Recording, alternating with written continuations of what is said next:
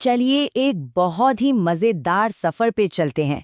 आज हमारा मिशन है उन गुप्त कोड्स को ढूंढना जिनसे हमारा पूरा सोलर सिस्टम चलता है।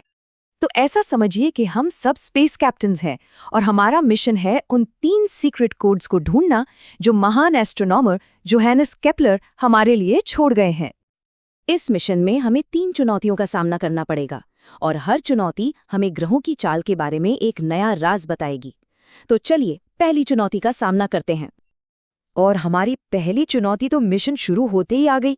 हमारे नेविगेशन सिस्टम में कुछ गड़बड़ है। ऐसा लगता है कि हमारे पास जो पुराने अंतरिक्ष के नक्शे हैं वो गलत हैं। अरे ये क्या, हमारा ऑनबोर्ड कंप्यूटर तो वार्निंग दे रहा है। ग्रह उस एकदम गोल रास्ते पे है ही नहीं जो पुराने नक्शों में दिखाया गया था। मतलब कुछ तो सीरियस गड़बड़ है। और यहीं इसी गड़बड़ी में छिपा है हमारा पहला सुराग। हमें मिल गया केपलर का पहला कोड, जिसे कहते हैं लॉ ऑफ ऑर्बिट्स या कक्षाओं का नियम। तो मतलब राज ये है कि प्लैनेट्स यानी ग्रह एकदम गोल चक्कर नहीं लगाते।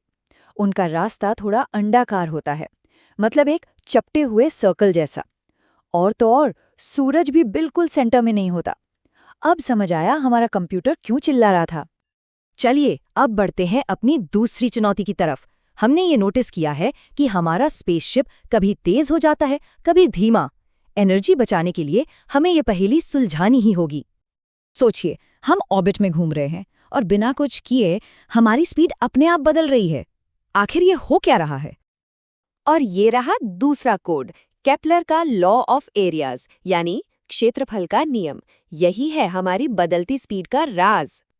ये नियम पता है क्या कहता है? बहुत सिंपल है। जब कोई ग्रह सूरज के पास होता है तो वो तेजी से भागता है, और जब दूर होता है तो आराम से धीरे धीरे चलता है। तो ये कोई गड़बड़ी नहीं थी, बल्कि एक पैटर्न था। तो अब आ गए हैं हम अपने फाइनल और सबसे मुश्किल चैलेंज पर, समय और दूरी के कोड को क्रैक करना।